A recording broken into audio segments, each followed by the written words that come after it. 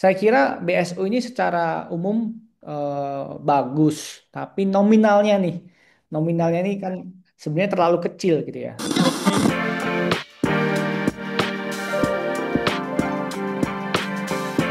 Hai sahabat TCID, kalian sedang mendengarkan podcast Suara Akademia.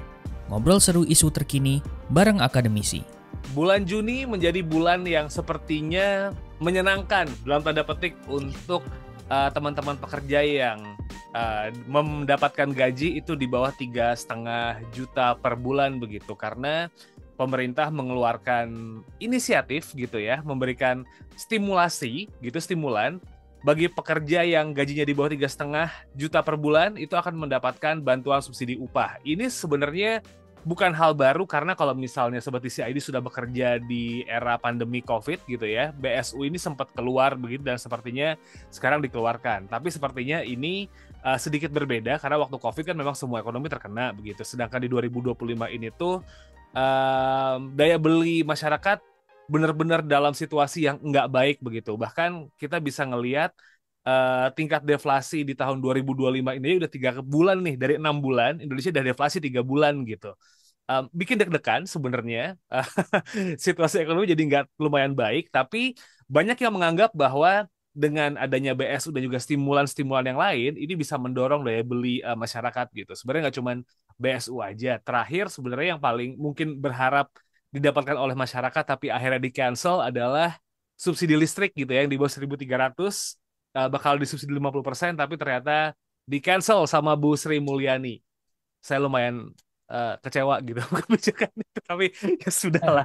Dan kita bakal berbicara soal BSU dan juga efeknya ke daya beli masyarakat begitu ya di Suara Akademia kali ini. And for this episode kita bakal ngobrol bareng sama peneliti ekonomi dari Selios, ada Mas Jaya Darmawan di episode kali ini. Halo Mas Jaya, apa kabar Mas? Halo, kabar baik Mas? Alhamdulillah. Oke, nice to know it.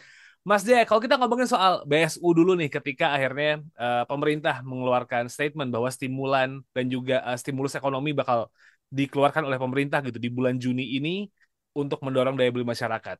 What do you think nih? And what's your opinion about it, Mas Jaya? Ya ini saya kira kalau kita lihat dari ini ya Mas ya, asal mulanya gitu kan. Asal mulanya kan karena memang kondisi ekonomi sedang tidak baik-baik saja. Kalau atau kita sebut perlambatan ekonomi gitu ya. Tadi Ya, sempat disinggung adanya deflasi. Di deflasi ini tidak selalu baik karena kalau terjadi terus-menerus bisa menyebabkan atau salah satu indikasi dari pelemahan daya beli masyarakat. Nah, ketika terjadi pelemahan daya beli, pelembatan ekonomi, akhirnya perusahaan tidak mampu menyerap tenaga kerja yang cukup. Industri tidak mampu menyerap pekerja gitu kan. Di lain sisi, yang existing itu dilakukan efisiensi Mas, gitu kan. Efisiensi sehingga ada gelombang PHK. Nah, makanya pemerintah merespon kondisi itu dengan beberapa eh, subsidi, beberapa bantuan sosial, termasuk BSU. Nah, saya kira BSU ini secara umum bagus, tapi nominalnya nih, nominalnya nih kan sebenarnya terlalu kecil gitu ya. Karena awalnya kan 300.000 tuh, ya, lumayan nih, sekarang naik jadi 600.000. Tapi menurut saya juga dengan kondisi yang sekarang dan jangka waktu hanya 2 bulan, kurang juga itu. Ada baiknya sih 30% dari total batas gaji yang 3 jutaan gitu, 3,5 gitu ya. Itu ya. mungkin ya 1 juta itu akan oke. Tapi memang lagi-lagi problemnya adalah kalau melihat sisi penerima dan basis datanya adalah BPJS Ketenagakerjaan, Mas. Ini yang kasihan yang sektor informal, gitu kan? Ya. Sektor informal nggak dapat. Jadi menurut saya harusnya komplementer gitu ya antara BSU dan termasuk diskon tarif listrik itu tadi gitu. Mhm. Jangan satunya dihapus, gitu Mas. Jadi lumayan bikin penasaran nih Mas Jaya, kalau kita ngomongin soal BSU ini, especially dari persyaratan begitu ya. Em, yang saya tahu gitu, yang pertama adalah ini untuk pekerja yang terdaftar di BPJS Ketenagakerjaan dengan gaji yang tercatat di BPJS dengan gaji 3.500.000 ke bawah begitu. Itu yang pertama. Yap. Yang kedua, kepesertaannya di BPJS Ketenagakerjaan itu tuh aktif paling lambat daftarkan di April 2025. Em, ini situasi yang sebenarnya jadi banyak pertanyaan muncul gitu ya Mas Jaya ya. Satu pertanyaannya adalah seberapa banyak orang yang gajinya di bawah 3,5 juta begitu. Kalau kita nge-refernya ke Indonesia mungkin banyak, tapi kalau ngelihat Jabodetabek yang orang mepet, UMR-nya 5 juta otomatis gak ada yang dapat sama sekali. Terus Betul. kedua, 3,5 juta ini basisnya dari mana gitu Mas Jaya? Mungkin bisa dijawab itu dulu kali ya. Kan pemerintah kan ngelakuin hal yang sama ya dengan situasi di tengah kok seperti saat pandemi, Hmm, yaitu basis datanya itu BPJS Ketenagakerjaan. Nah, benar tadi Mas Syarif bilang tadi, ternyata kalau 3,5 itu yang gajinya di atas itu kemungkinan nggak dapat gitu loh. Atau mungkin coba kita lihat pernyataan pemerintah, karena kalau waktu ke pandemi itu kalau tidak salah yang mepet-mepet UMR tuh ternyata juga banyak yang dapat juga gitu. ya, Jadi harus harus dilihat juga gitu nanti eksekusinya atau implementasinya. Tapi itu pun juga problemnya adalah satu yang kalau kita lihat dari rencana yang ada, yang banyak dapat itu eh, pekerja-pekerja di luar Jabodetabek. ya, Terutama daerah-daerah pabrik itu kan cenderung gajinya UMR atau di atas UMR. ya, Ini kan jadinya tidak tersentuh.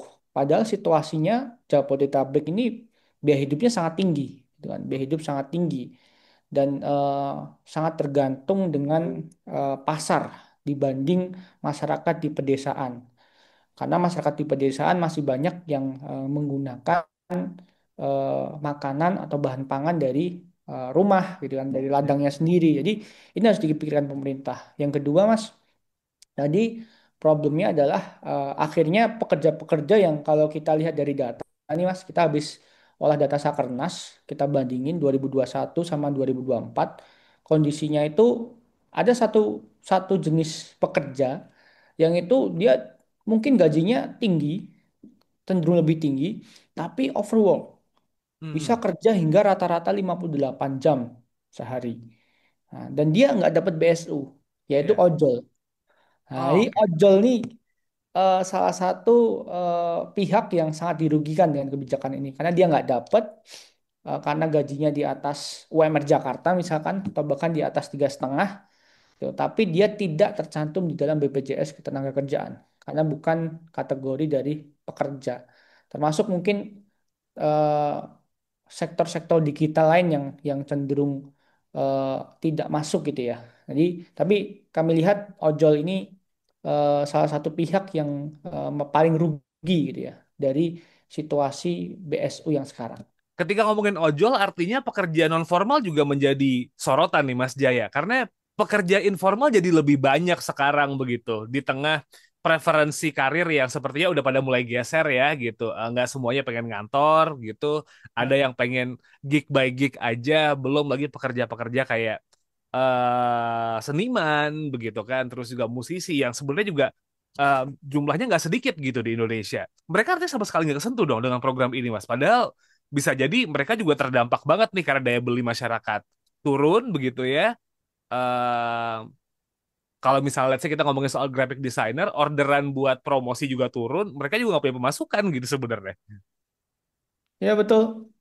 Jadi situasinya apa namanya kita mengalami perlambatan ekonomi, di lain sisi pemerintah menstop pelumas ekonominya. Ya, Nah, karena melakukan efisiensi. Bagaimanapun, walaupun angkanya sekitar 15% belanja pemerintah itu, tapi kan itu sangat penting untuk melumasi. Tapi ternyata itu juga diambil, di stop nih, dialokasikan untuk program-program yang lebih jumbo, yang ya. lebih sebenarnya bahasa saya elitis gitu. Sehingga akhirnya situasinya BSU ini juga terbatas gitu kan. BSU hanya menyasar beberapa pihak. Benar, saya setuju tadi. Pekerja seperti seniman, gitu kan, musisi, gitu kan, eh, pelukis, gitu kan, terus pekerja-pekerja seni yang lain itu tidak mendapatkan biaya subsidi upah atau bantuan subsidi upah ya. Nah, padahal situasinya eh, ini menarik Mas. Kalau kita lihat data lagi 2021, 2024 tadi, makin banyak pekerja itu yang bekerja di bawah 30 jam. Nah, ini Hmm. sebenarnya identik dengan pekerja informal. Nah, jadi makin banyak orang yang bekerja dibandingin 2021 saat COVID dibandingkan sama 2024 itu ternyata makin banyak orang yang bekerja itu di bawah 30 jam dan makin banyak orang yang bekerja overwork 48 jam. Hmm. Kalau yang di bawah 30 jam ini ya teman-teman informal ini. Nah, Ya. terus kalau yang overwork itu teman-teman kebanyakan ada di pertambangan, di transportasi termasuk ojol. Jadi masalahnya pekerja-pekerja ini kebanyakan tidak mendapatkan upah yang layak. Nah, sehingga Hmm. sangat terdampak dengan situasi eh, daya beli masyarakat yang turun. Dan beberapa bahan pangan juga harganya tidak cukup terjangkau untuk di beberapa daerah. Gitu, Mas. So, sebenarnya benar-benar kayak yang di kutub paling kanan dan kutub paling kiri begitu ya, yang benar-benar freelance gitu, pekerja informal ataupun pekerja yang overwork, angkanya di atas UMR tapi sebenarnya itu tuh tidak layak dan tidak precise angkanya, justru malah mereka nggak dapat begitu ya. Ditambah lagi daerah-daerah yang UMR-nya sudah melebihi 3.500.000 gitu Mas Jaya. Situasi Betul. yang lumayan tricky. Oke, kita coba geser soal manfaat dari BSU ini nih Mas. Kan pemerintah bilang ini untuk mendorong daya beli masyarakat begitu ya. Waktu COVID kan, correct me if I'm wrong, statement pemerintah adalah ini uangnya jangan ditabung, ini dibelanjakan begitu. Kalau Hmm. bisa untuk produsen-produsen lokal, jangan beli yang barang-barang impor begitu. Pada saat itu narasinya kurang lebih begitu. Nah, dengan tujuan yang sama nih, Mas Jaya, emang seefektif apa sih, Mas? Kalau misalnya kita ngelihat yang dulu zaman-zaman COVID begitu, karena sebagai penerima mungkin happy ya, dapat injekan tambahan gitu dari pemerintah. Tapi efektivitas soal daya beli ini dan juga dorong pertumbuhan ekonomi nih, Mas, segede apa sih emang BSU ini? Nah, ini betul saya dengar dan kita lihat dari beberapa paparan pemerintah, memang pemerintah mendorong di konsumsi gitu ya. Karena memang yang diincar adalah untuk menjaga konsumsi masyarakat gitu ya.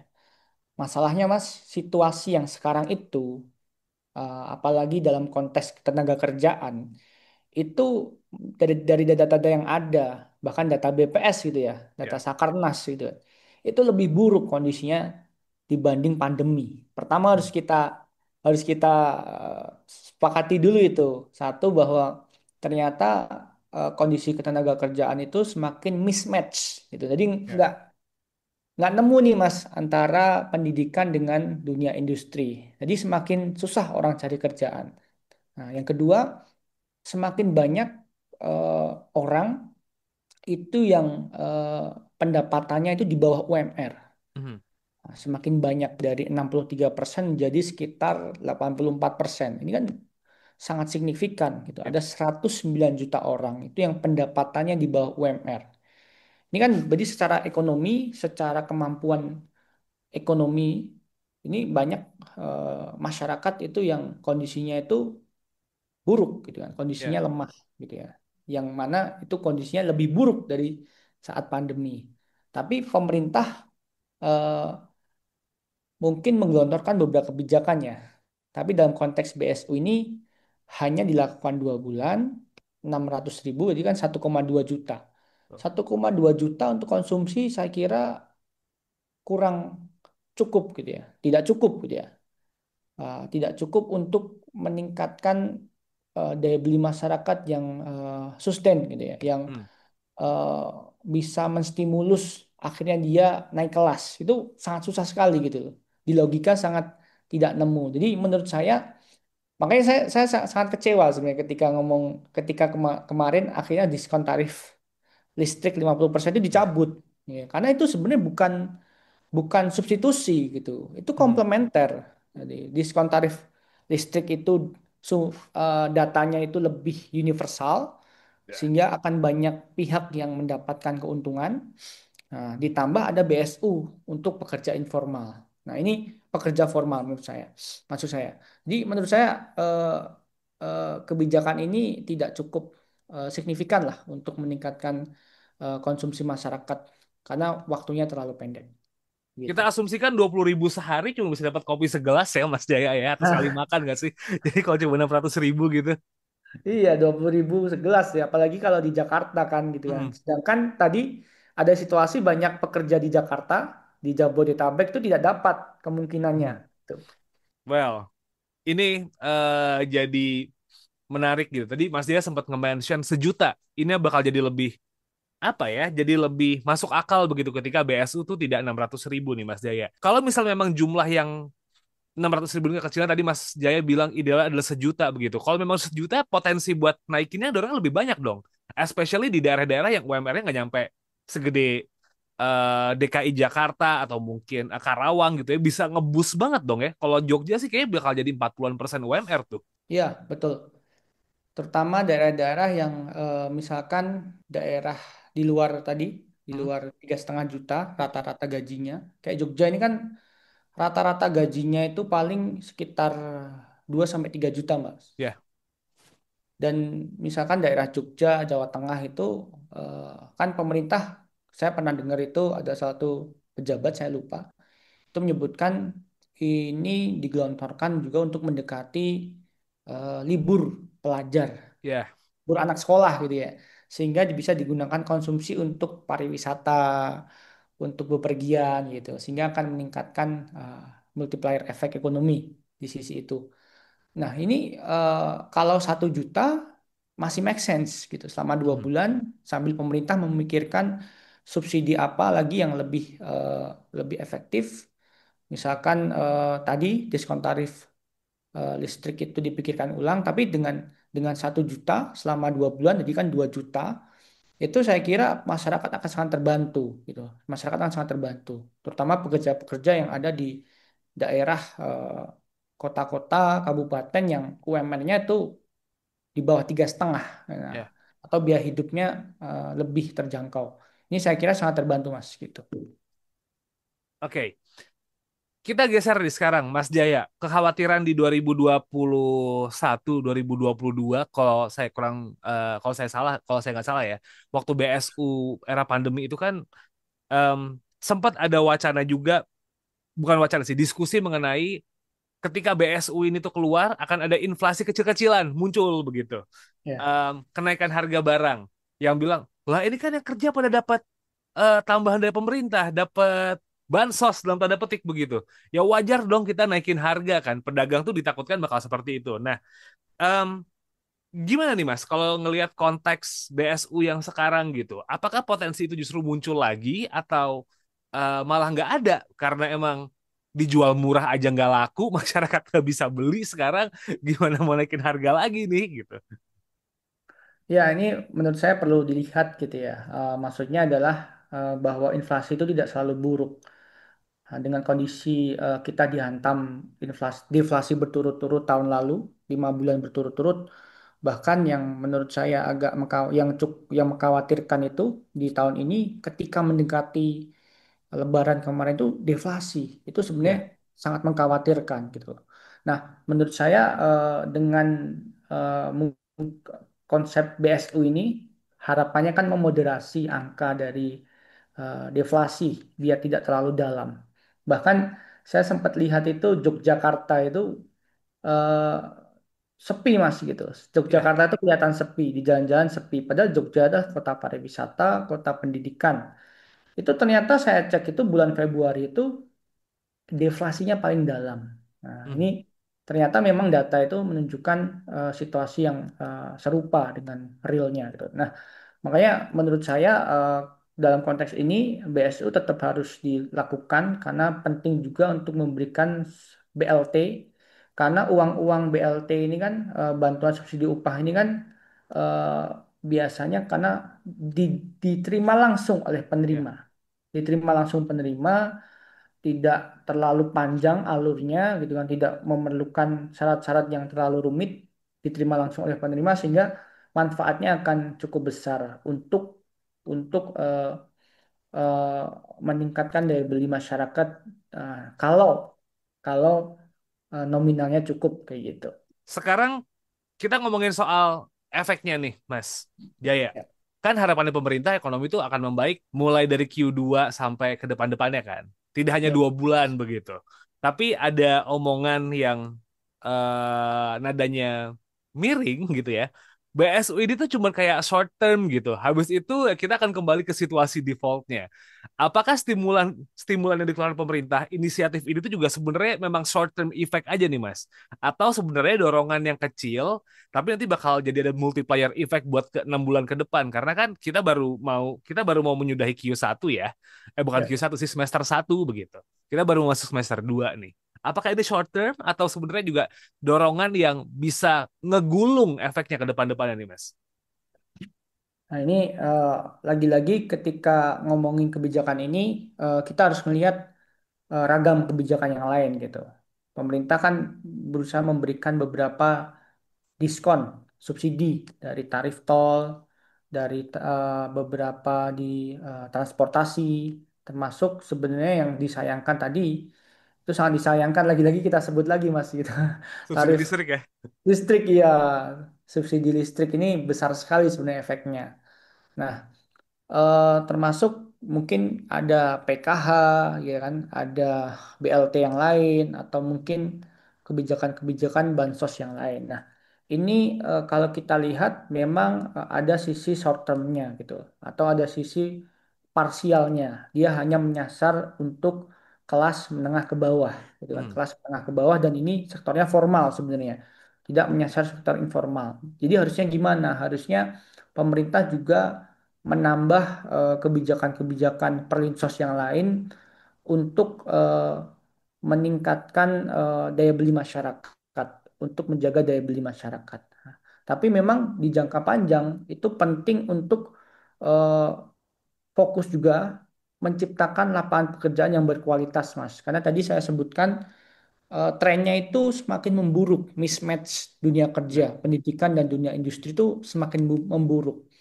Dan ketika kita ngelihat sektor informal tadi, Mas, di satu sisi mungkin ojol itu eh, pendapatannya cukup tinggi gitu ya. Tapi kan tadi overworknya luar ya. biasa. Bisa bekerja 58 jam sehari. Itu kan gila sekali itu kan. Hah, Panjang sekali 58 jam sehari itu. Mohon maaf, satu minggu. minggu. 58 jam satu minggu itu kan panjang sekali gitu kan. Dan eh, ini berpotensi masuk di dalam kondisi yang disebut dengan low skill labor trap.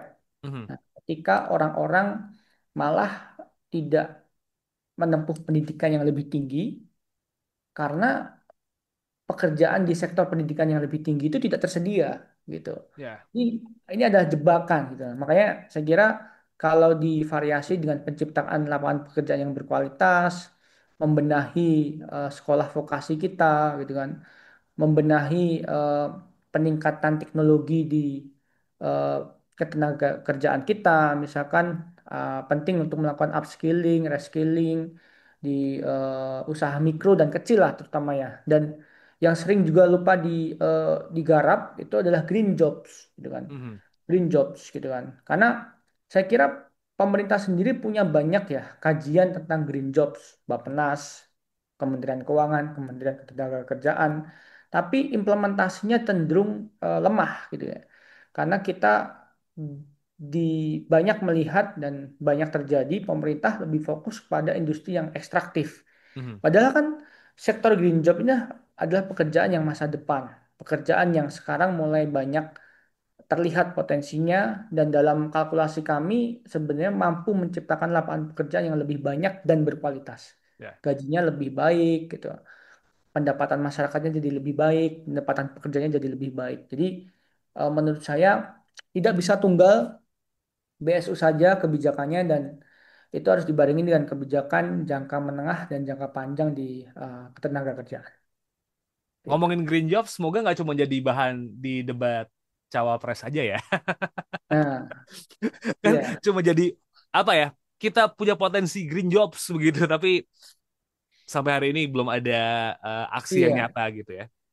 Kemarin malah ini kan Mas, Menteri Bahlil bilang akan tersedia 6,2 juta lapangan pekerjaan Mhm, akibat sektor ekstraktif. Nah, ini kan sebenarnya eh, problematik karena kan sebenarnya kalau kita lihat serapan pekerjaan di sektor pertambangan itu kecil gitu. Di ya. lain sisi kalau kita lihat dari indeks ketimpangan antar wilayah, semakin banyak sektor ekstraktif itu semakin timpang perekonomiannya, Mhm. semakin tidak adil secara distribusi ekonomi. Makanya menurut saya pemerintah harus segera menggarap green jobs, misalkan diciptakan segera investasi di bidang energi terbarukan berbasis komunitas. Itu serapan pekerjaannya sangat tinggi, Mas. Panel surya di desa-desa, lalu mikrohidro di kampung-kampung yang memiliki sungai yang cukup gitu kan. Dan misalkan juga kalau kita lihat data-data reklamasi itu kan masih banyak yang tidak dilakukan gitu loh, Mhm. kewajiban reklamasi itu. Saya kira bisa membuka lapangan pekerjaan di sisi investasi di reklamasi karena reklamasi itu serapan pekerjaannya juga cukup tinggi Mas, terutama Ya. untuk teknisi yang bekerja di bidang itu. Begitu, Mas Arief. Jadi memang kita tidak hanya berbicara soal stimulus saja ketika situasi sudah mulai mengarah ke desperate, tapi Ya. ngebuat kebijakan yang sustainable dan long term effect itu jadi apa ya, hal yang juga penting ya Mas Jaya ya buat bisa dijalankan supaya akhirnya nggak cuma 2 bulan keinjek kelihatan ada proyeksi bagus terus kita balik lagi ke nol gitu ya. Iya betul dan saya kira salah satu yang menurut saya perlu dievaluasi adalah pemerintah kita itu cenderung tidak sabar gitu. Mhm. Pemerintah kita ketika melihat isu ketenaga kerjaan, gitu kan, isunya kan seabrek nih, Ya. kompleks gitu kan, formal informal sama-sama memiliki masalah, upah yang juga tidak layak, gitu kan, lingkungan kerja yang tidak oke, bahkan ada beberapa situasi pekerjaan yang tidak membolehkan pekerjanya untuk berserikat, Mhm. PHK hingga 23.000 lebih kalau kita pakai data Kemenaker. Jadi, tapi pemerintah kita cenderung ketika memaparkan di komunikasi publik atau ketika membuat kebijakan itu fokusnya malah pertumbuhan ekonomi, ya kan? Mhm. Hanya di situ maksudnya, hanya di pertumbuhan ekonomi, di PDB gitu. Tapi tidak memikirkan apakah pertumbuhan ekonomi itu berkualitas. Jadi ini yang menurut saya akhirnya terjebak pada situasi-situasi yang akhirnya eh, memberikan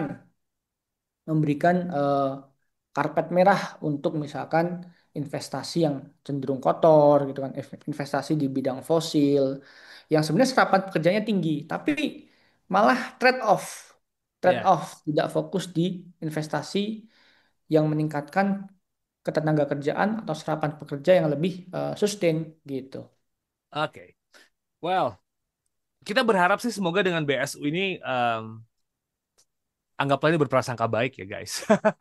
Ya. Jadi kick off gitu untuk pada akhirnya nanti akan ada kebijakan-kebijakan baik yang bisa membuat ekonomi jadi lebih cerah begitu. Karena kita kalau ngelihat dari situasi pertengahan tahun 2024 akhir sampai hari ini kan kayak gelap banget nih ya ekonominya ya. Jadi semoga ini kick off untuk jadi lebih baik lagi.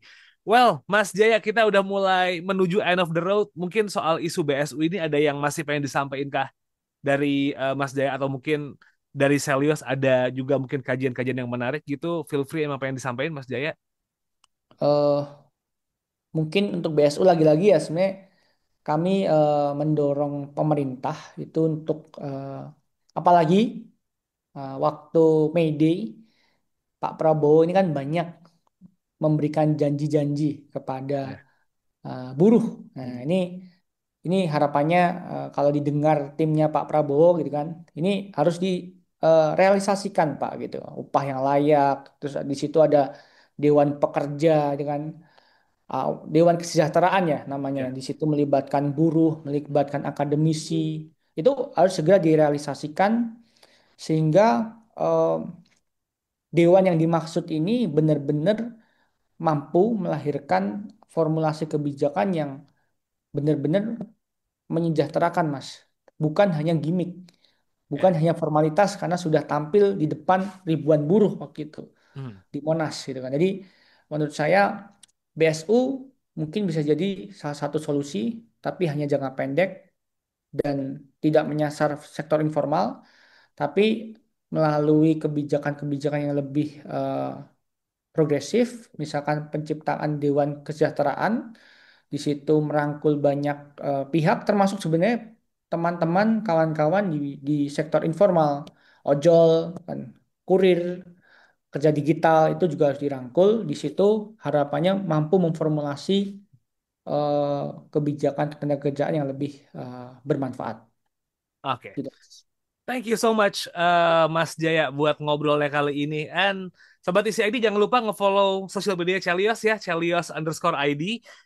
Ada yang lumayan menarik karena sepertinya kemarin teman-teman dari Chelios kan itu sempat mengadakan kegiatan untuk ngebahas soal Koperasi Desa Merah Putih ya Mas Oh Jaya ya. ya, Akan ada kajiannya kah menuju launching nih atau apa begitu yang bisa di-share ke Sobat Isi ID yang dengerin?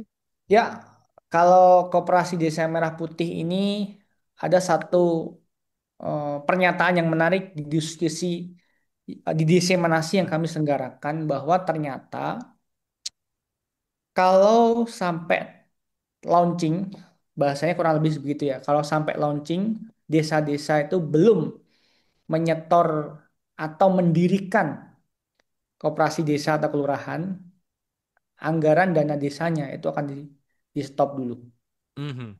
Jadi ini sebenarnya ada problem yang cukup besar juga, problem yang raksasa juga, karena Koperasi Desa Merah Putih yang rencana itu anggarannya 200 triliun di Ya. informasi yang terbaru itu berpotensi eh, meningkatkan resiko fiskal. Nah, Oke. karena kejelasan dari eh, bentuk koperasinya, usahanya, pembiayaannya itu masih bermasalah. Ya, termasuk ada potensi juga resiko di sistem perbankan kita, karena di situ melibatkan himbara untuk mendanai, untuk menyalurkan dana kepada koperasi-koperasi di desa dan kelurahan di Indonesia. Jadi nanti bisa dibaca eh, eh, apa namanya lengkapnya di web Selios tentang Koperasi Desa Merah Putih. Terima Oke. kasih, Mas Arif. Website Selios dibuka Sobat Isi ID atau ya tadi follow sosial medianya aja buat skimming awal-awal kira-kira udah launching itu di Selios_ID for more information. Kalau begitu it's a wrap for this episode. Terima kasih Sobat Isi ID sudah mendengarkan episode kali ini. Semoga banyak banget insight yang bisa kamu dapetin dari episode kali ini ya. Saya Muhammad Syarif signing out. I'll see you on next episode. Sobat Isi ID, have a nice day and wassalamualaikum. Kalian telah mendengarkan podcast Suara Akademia, ngobrol seru isu terkini bareng akademisi.